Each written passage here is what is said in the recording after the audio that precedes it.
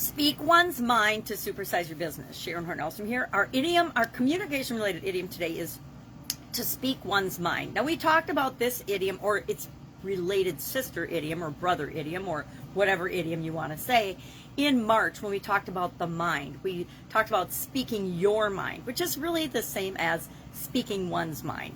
Although the idea of putting your mind's contents into words in order to communicate it and saying what was in your mind, what you're thinking, is probably ancient. It didn't really appear in a communicative way until Shakespeare used it in As You Like It 2.7.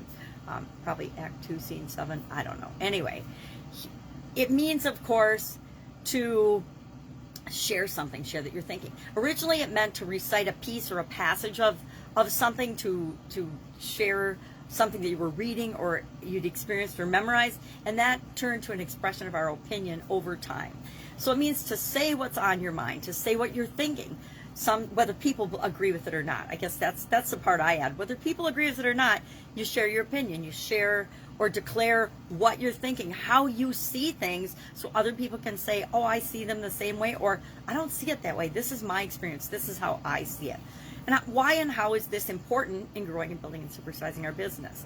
Well, number one, you gotta be who you are. And people have to know who you are and where you're coming from in order to help you create what it is that you want to create in the world, especially as we're growing and building our business, right? If people don't know what it is we're trying to create and how we think and how we feel and what we believe about certain things that are important to building and growing and supersizing our business, how in the heck are they going to help us do that? They're not, right?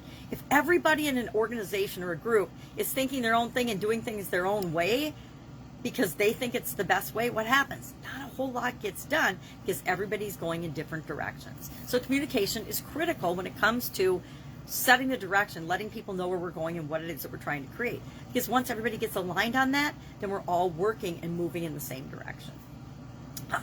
My question for you today is, how likely are you in your current situation, whatever it is, to speak up, share your mind, share your opinion, share your thoughts? How comfortable do you feel in your current environment doing that? If you've got a job and you have beliefs and thoughts and feelings that disagree with the current leadership in your organization, you might find that it isn't a fit anymore. I found that in some of my corporate America jobs where when I joined the company, I believed that we were a great fit. I never took a job that I didn't think was a great fit and that I wouldn't be able to really contribute to the organization. But over time, you discover and you see things that are really going on in the culture, things that you might not have learned in the interview, and then you have to decide at some point, is this still a match for me, or has the company gone in different directions than I feel comfortable with?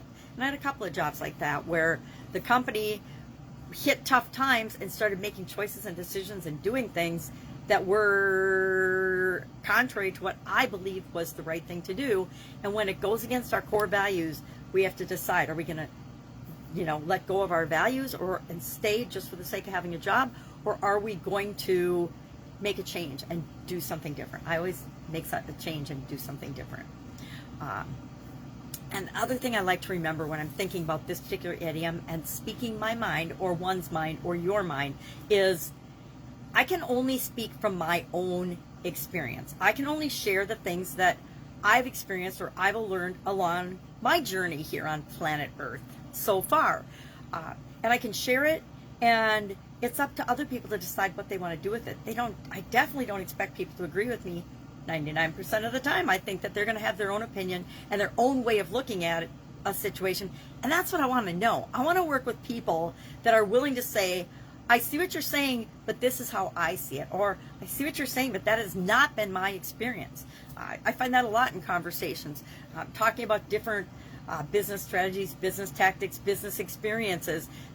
I'll share what I've experienced, and they'll be like, well, this is the exact opposite of what they might have experienced. And that's how we come to understand more, become better versions of ourselves, more understanding, kinder, gentler, better human beings, is by opening up and listening and learning from other people. So we don't want to just spew out our opinions, our thoughts about everything and think everybody else should just agree with us.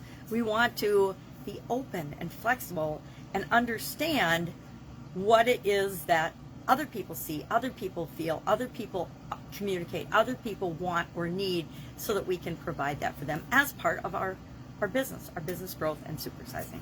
So love to know your experience with To Speak One's Mind. How often and how likely are you to speak up and speak your mind?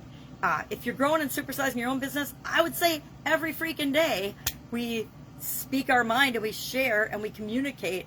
I think that we can over communicate, but I think that the vast majority of the world is more likely to under communicate and not share enough information with the people that we're engaged with in order to make sure that we're all moving in the same direction.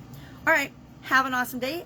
It is a holiday weekend here in the USA, so I'm going to have a relaxed and enjoyable day. My oldest granddaughter is coming. She started school last week, so I can't wait to hear how school was so far and how her new class and new teacher is. If I can help you in any way, ask. Otherwise, I will be with you tomorrow with another communication-related idiom for this month, the month of September, to coincide with this year's annual challenge. Have an amazing day. I'll be with you tomorrow.